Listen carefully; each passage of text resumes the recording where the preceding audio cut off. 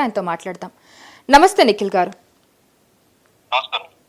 ఇప్పుడు మాగంటి గోపీనాథ్ గారి మృతితోటి బీఆర్ఎస్లో తీరని లోటు అని చెప్పుకోవచ్చు. ఆయన ఆరోగ్య పరిస్థితి ఏ విధంగా ఉండేది? ఖచ్చితంగా ఆయనకు సంబంధించి చూస్తే మనము గత కొన్ని రోజులుగా కూడా అనారోగ్య సమస్యలతో బాధపడుతూ గత సంవత్సరం గానీ, అంతకుముందు సంవత్సరం గానీ మధ్య మధ్యలో హాస్పిటల్ కి వెళ్ళొస్తా ఉండేవాళ్ళు. కొంచెం అంటే 50-60 ఇయర్స్ ఏజ్ వచ్చిన తర్వాత రెగ్యులర్ హెల్త్ చెకప్స్ ఇవన్నీ వెరీ కామన్ అన్నట్టుగానే ఉండేది. బట్ నిన్న మొన్న జరిగిన పరిస్థితులు చూస్తా ఉంటే గత 3-4 రోజుల క్రితం ఏదైతే కొంచెం తీవ్రంగా ఛాతీలో నొప్పి రావడం ఇట్లాంటి వాటితో ఏఐజీలో అడ్మిట్ అయ్యారు. అడ్మిట్ అయిన తర్వాత ఉన్న పరిస్థితులన్నీ మనం చూస్తూనే ఉన్నాము. కొంచెం సివియర్ గా ఉంది అని వింటానే ఉన్నాము. కానీ నిన్నటి నుండి చూస్తా ఉంటే కొంచెం ఆరోగ్యం మెరుగుపడుతుందన్న వార్తలు వస్తున్నప్పుడు పార్టీగా కానీ మిగతా ఒక సామాన్యులుగా కానీ మిగతా వాళ్ళందరూ తన కాన్స్టిట్యూన్సీకి సంబంధించిన వాళ్ళందరూ కూడా ఎదురు చూస్తున్న పరిస్థితి ఉండే. మళ్ళీ తిరిగి వస్తారు, మళ్ళీ ప్రజాక్షేత్రంలోకి వస్తారు అన్న ఆలోచనతో ఉండే. ఈ రోజు పొద్దున్న చూస్తే మనము 5:30 ప్రాంతంలో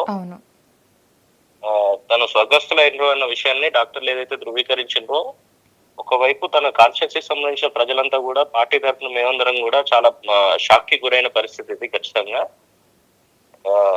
ఏదేమైనప్పటికీ వాళ్ళ కుటుంబ సభ్యులకు ప్రగాఢ సానుభూతిని తెలియజేస్తా ఉన్నాము. వారి ఆత్మకు కూడా శాంతి చేకూరాలని ఆ భగవంతుని కోరుకుంటా ఉన్నాం. మేము కూడా పార్టీ పరంగా కూడా తను చేసిన యాక్టివిటీస్ కానీ అసలు తన రాజకీయ ప్రస్థానం చూస్తే కూడా మీరు యువకుడిగా ఉన్న టైంలోనే ఎన్టీఆర్ గారి నాయకత్వంలో తను పనిచేసిండ్రు తెలుగు యువత విభాగానికి సంబంధించిన దాంట్లో. ఆ తర్వాత అంచెలంచెలుగా ఎదుగుతూ జూబ్లీ హిల్స్ అనే కాన్స్టిట్యున్సీకి మన మొత్తం హైదరాబాద్ లోని జూబ్లీ హిల్స్ కి ఎంత పేరు ప్రఖ్యాతలు ఉన్నాయో మనం వింటా ఉంటాము. చాలా మంది ప్రముఖులు ఉండేటువంటి ప్రాంతం అది. ఆ ప్రాంతానికి కంటిన్యూస్ గా 2014లో 2018లో మొన్న 2023లో జరిగిన ఎన్నికల్లో కూడా తనే గెలిచిన పరిస్థితులు మనం చూసినాము. కాన్స్టిట్యున్సీలో ఉన్న బడుగు బలహీన వర్గాల దగ్గర మొదలు పెడితే అన్ని వర్గాలను కలుపుకుంటూ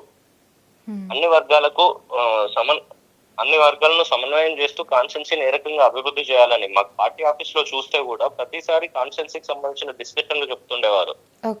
అనేకమైన చర్చలు చేస్తూ కూడా కాన్స్టిట్యున్సీని ఇంకా డెవలప్ చేయడానికి ఏం చేయొచ్చు ఏంటి అనేది ప్రతిసారి మా కేసీఆర్ గారిని, కేటీఆర్ గారిని, హరీష్ గారిని వీళ్ళందరినీ కలుస్తుండేవాళ్ళు. ఇట్లా ఎప్పుడు చూసినా కాన్స్టిట్యున్సీకి సంబంధించిన అభివృద్ధి మాత్రమే తన ఎజెండాగా ఉంటుండే. కాన్స్టిట్యున్సీని ఎట్లా డెవలప్ చేయాలని మాత్రమే ఉంటుండే. పార్టీ పరంగా జరిగిన యాక్టివిటీస్ అన్నిట్లలో కూడా చాలా కీలకంగా పనిచేసే వాళ్ళని పార్టీలో అనేక మంది నాయకులు, కొత్త తరం నాయకులు ఎవరున్నా కూడా వాళ్ళందరినీ ఏ రకంగా ముందుకు పోవాలి, ఎట్లా చేస్తే బాగుంటది అనే విషయాల్లో అనేక రకమైన గైడెన్స్ తను ఇస్తుండేవాళ్ళు. ఈ రోజు ఉదయం ఈ వార్త వినడం నిజంగానే షాక్ కి గురి చేసింది పార్టీ వర్గాలను కూడా. అంటే కేవలం ఈ 2-3 రోజుల్లోనే ఇంత తీవ్రత పెరిగి ఆయన మరణించడం జరిగిందా? అంటే గతంలో ఆయన ఆరోగ్య పరిస్థితి ఏ విధంగా ఉండేది? ఎందుకంటే ఆయన ఆరోగ్యం బాగాలేదని అన్నప్పుడు ఆయన ట్రీట్మెంట్కి విదేశాలకు వెళ్ళే అవకాశం కూడా ఉంది కదా. సో ఎక్కడైనా తప్పిదాలు ఏమైనా జరిగాయంటారా? అంతకుముందు కిడ్నీకి సంబంధించిన ఇష్యూ ఏదో ఉంది అన్నట్టుగా నేను విన్నాను. బట్ అది చాలా మైనర్ ఇష్యూ అన్నట్టుగానే తను అంతకుముందు చెకప్లు చేసుకోవడము ఇవన్నీ జరుగుతూ ఉండేవి.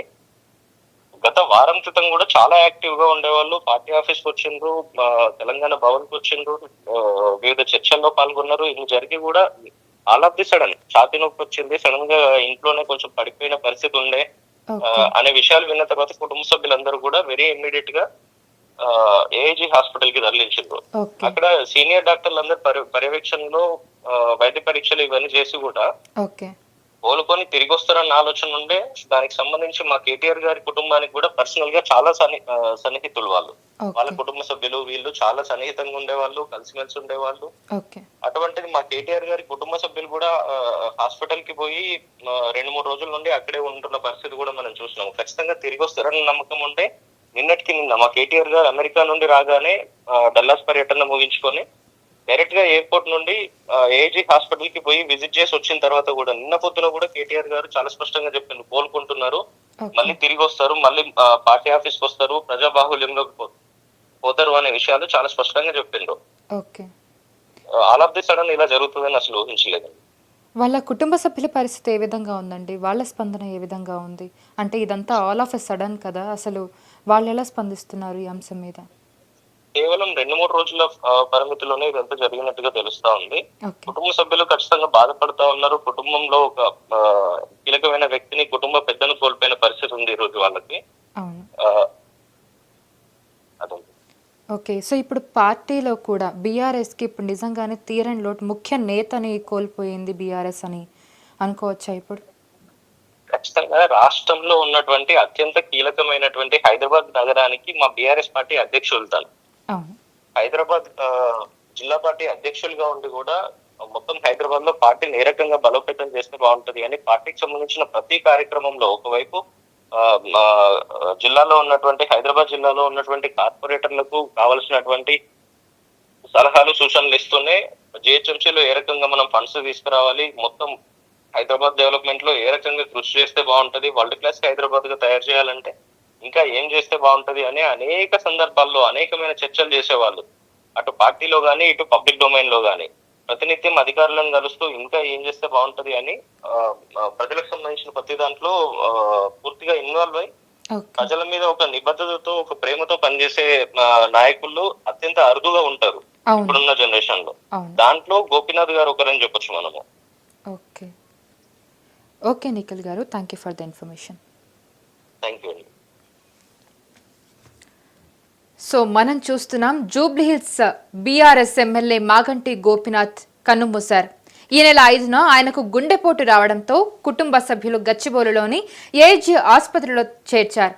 గత 3 రోజులుగా వెంటిలేటర్పై చికిత్స పొందుతున్న ఆయన ఆదివారం ఉదయం 5 గంటల 45 నిమిషాలకు ఆయన తుదిశ్వాస విడిచారు. మాగంటి మృతితో ఇప్పుడు బీఆర్ఎస్లో తీవ్ర విషాద ఛాయలు అలుముకున్నాయి.